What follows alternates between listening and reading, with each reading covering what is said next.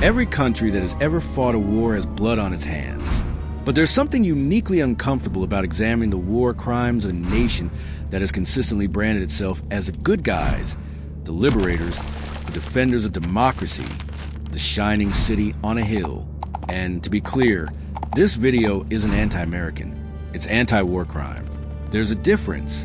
And if you can't handle your own country's history with honesty, you don't actually love your country. You love a fantasy. So today, we're walking through every major conflict where American forces committed acts that violated the laws of war, international conventions, or basic human decency. From frontier massacres of the 1800s all the way to the War on Terror. Over a century of incidents that rarely make it into the textbooks.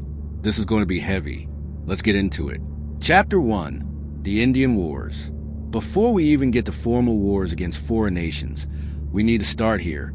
The campaigns against Native Americans throughout the 1800s were less wars in any traditional sense and more systematic campaigns of ethnic cleansing, and they set the template for how American military power would deal with populations it considered inconvenient. Sand Creek Massacre, November 1864. A band of around 750 Cheyenne and Arapaho people had settled at Sand Creek in southeastern Colorado. They'd been told by the U.S. government that they would be safe there. They were flying an American flag above the camp. They believed they were under military protection. Colonel John Chivington, a former Methodist pastor, by the way, led roughly 675 troops into the camp at dawn. What followed was not a battle. It was a slaughter. Between 150 and 200 Native Americans were killed, the vast majority women, children, and elderly. Soldiers mutilated bodies. They took scalps and body parts as trophies. Some were later displayed at a theater in Denver to applause. Chivington was never prosecuted. He called it a victory. Wounded Knee, December 1890. 26 years later, at Wounded Knee Creek in South Dakota, the 7th Cavalry surrounded a group of Lakota Sioux who were being disarmed. A shot went off. To this day, no one is sure from which side, and the soldiers opened fire indiscriminately. Between 250 and 300 Lakota were killed, again mostly women and children. Bodies were found scattered up to 2 miles from the camp, meaning people were hunted as they tried to flee. Here's the part that stings the most. 20 soldiers received the Medal of Honor for their actions at Wounded Knee. The Medal of Honor for killing unarmed families in the snow. Those medals have still not been rescinded. These weren't isolated incidents. They were policy. And they established something that would echo through every conflict to come, the idea that certain populations were less than human, and that what happened to them didn't really count. Chapter 2. The Philippine-American War. If you went to an American high school, there's a solid chance you've never even heard of this war. And that's kind of the point. After the Spanish-American War in 1898, the U.S. took control of the Philippines. Filipinos, who had been fighting for their own independence, were not thrilled about swapping one colonial ruler for another, so they resisted, and the American response was, there's no polite way to say this, monstrous. General Jacob Smith's Order, 1901. After Filipino guerrillas killed 48 American soldiers at Balangiga on the island of Samar, General Jacob Howling Wilderness, Smith issued one of the most infamous orders in American military history. He told his men, I want no prisoners. I wish you to kill and burn. The more you kill and burn, the better it will please me. When asked the age limit for killing, he specified everyone over the age of 10. He wanted the interior of Samar turned into a howling wilderness. And that's essentially what happened. Villages were burned wholesale. Crops were destroyed to create famine. Civilians were killed with little distinction between combatants and non-combatants. American soldiers also widely employed a torture technique called the water cure, an early form of waterboarding. Salt water was forced into a prisoner's stomach to the mouth or nose until the stomach distended, and then soldiers would press or stomp on the abdomen to force the water out. This was repeated until the victim talked or died. Sound familiar? We'll come back to this. Estimates vary, but most historians put the Filipino civilian death toll between 200,000 and 1 million people. Many from famine and disease caused deliberately by American scorched earth tactics. For context, The entire Filipino population at the time was about 7 million. The war was barely covered in the American press, and when it was framed as benevolent assimilation. Mark Twain was one of the few prominent Americans who called it what it was. He suggested the American flag should have the white stripes painted black and the stars replaced by a skull and crossbones. Chapter 3. World War II. World War II is the war Americans feel best about, and in many ways, rightfully so, the defeat of fascism was a genuinely necessary cause. But the good war narrative has been used as a blanket to cover up things that were decidedly not good. The firebombing of Tokyo, March 1945. On the night of March 9th to 10th, 1945, 334B, 29 bombers dropped nearly 1,700 tons of incendiary bombs on Tokyo. The city was largely constructed of wood and paper. The resulting firestorm killed an estimated 80,000 to 100,000 civilians in a single night, more immediate deaths than either atomic bombing. 16 square miles of the city were incinerated. The heat was so intense that water in canals boiled, and people who jumped into rivers to escape were cooked alive. General Curtis LeMay, who oversaw the campaign, later said, "I suppose if I had lost the war, I would have been tried as a war criminal." He wasn't wrong. Hiroshima and Nagasaki, August 1945. The atomic bombings remain the most debated events in military history. Here are the facts without the spin. Approximately 110,000 to 210,000 people died, the overwhelming majority civilians. Many died not from the initial blast, but from radiation sickness in the weeks and months after, a form of death that had never existed before and that no one fully understood. The debate over military necessity continues to this day. What is less debatable is that the targets were chosen specifically because they were largely undamaged cities, meaning they had maximum civilian populations intact. Hiroshima's military significance was secondary to its value as a demonstration target, smaller in scale but important in pattern. At Biscari, Sicily, in 1943, American soldiers executed 73 Italian and German prisoners of war, men who had already surrendered. At Chenogne, Belgium, in January 1945, roughly 60 German POWs were gunned down by American soldiers in apparent retaliation for the Mahmudiyah massacre. In both cases, accountability was minimal. One soldier was convicted at Biscari, then quietly released.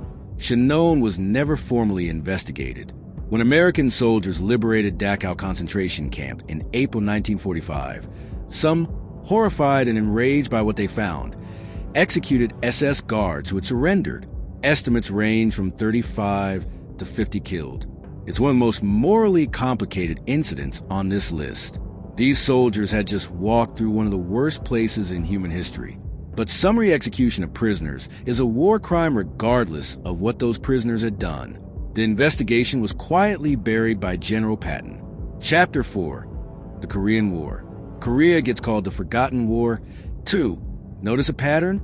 And what happened there has been conveniently forgotten along with it. No Gun Ri, July 1950. In the early chaotic weeks of the war, American soldiers of the 7th Cavalry Regiment, yes, the same unit as Wounded Knee, fired on a group of South Korean refugees at a railroad bridge near the village of No Gun Ri. Over the course of 3 days, soldiers shot at civilians huddled under the bridge. Estimates of the dead range from dozens to as many as 300, mostly women and children. For nearly 50 years, the U.S. military denied it happened. It wasn't until 1999, when an Associated Press investigation broke the story with veteran testimony, that the Army acknowledged the killings. Even then, they called it not deliberate, despite survivors' testimony that soldiers received direct orders to fire. Between 1950 and 1953, the U.S. Air Force dropped more bombs on Korea than it had used in the entire Pacific theater of World War II. General Douglas MacArthur's strategy and that of his successor General Ridgway included the systematic destruction of virtually every city and town in North Korea. Air Force General Curtis LeMay, him again, later estimated that the bombing campaign killed 20% of North Korea's population. "We burned down every town in North Korea," LeMay said. Every town. This is part of why North Korea is the way it is today. Not an excuse of the regime, but context that Americans almost never receive. Chapter 5. The Vietnam War. Vietnam is where American war crimes entered the living rooms of ordinary citizens. Because for the first time, cameras were there. My Lai Massacre, March 1968. This is the one most people know. On March 16, 1968, soldiers of Charlie Company, 1st Battalion, 20th Infantry, entered the village of My Lai in Quang Nai Province. Over the next 4 hours, they killed between 347 and 504 unarmed civilians. Men, women, children, infants. Women were raped. Bodies were mutilated. The village was burned.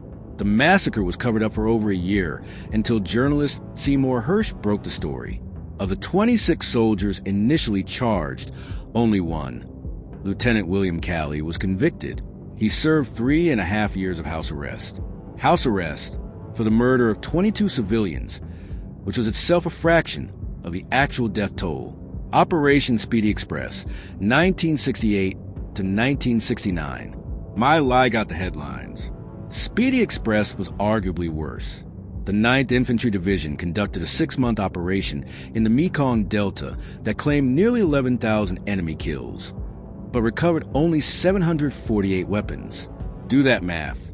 That ratio suggests that the vast majority of the dead were unarmed civilians. Newsweek investigated. The story was spiked. It was buried for decades.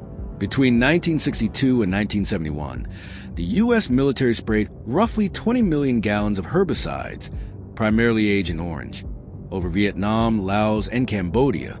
The goal was defoliation, destroy the jungle canopy, so the enemy had nowhere to hide. The chemical contained dioxin, one of the most toxic substances ever synthesized. The result? An estimated 400,000 people killed or maimed. Up to 500,000 children born with birth defects. The effects are still being felt today.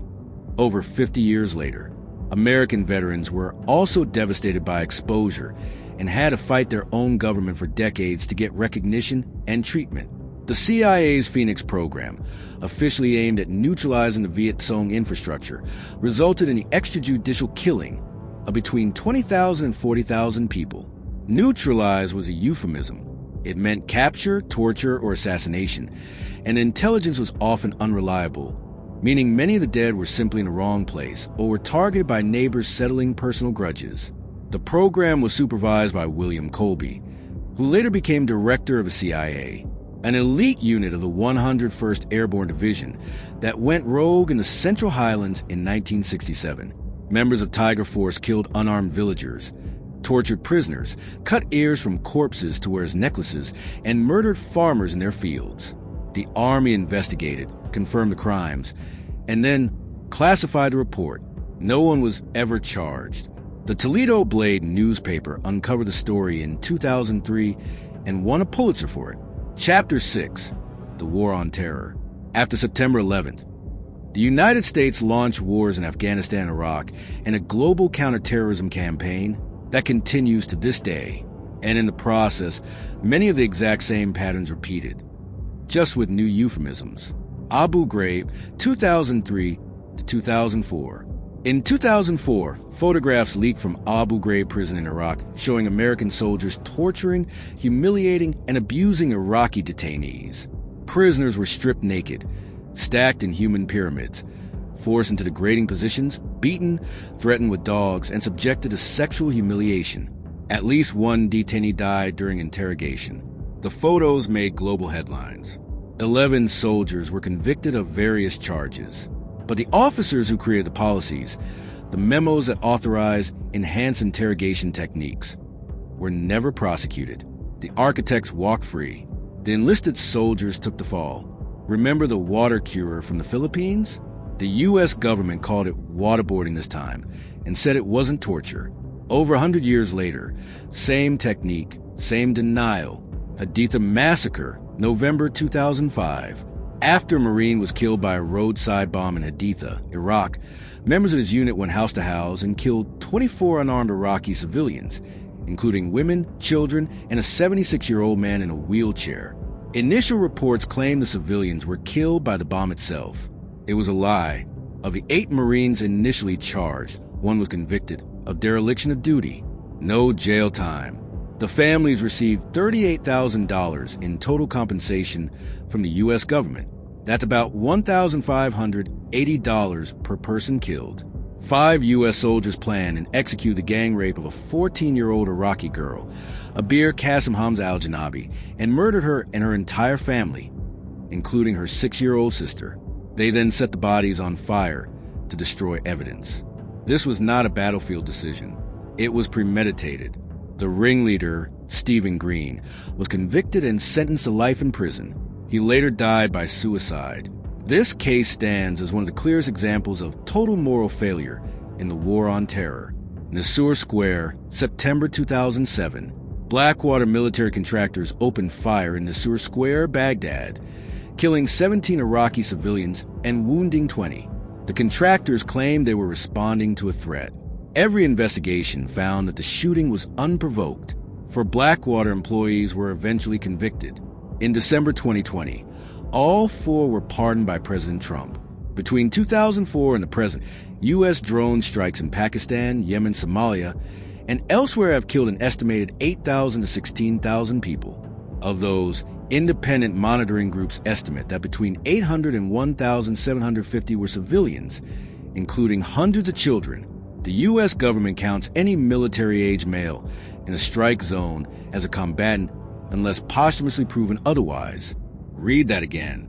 You're a combatant by default for being male and nearby. The Kunduz Hospital Airstrike, October 2015. A USAC 130 gunship attacked a Doctors Without Borders trauma hospital in Kunduz, Afghanistan, killing 42 people, including patients, staff, and a patient burning alive in an ICU bed.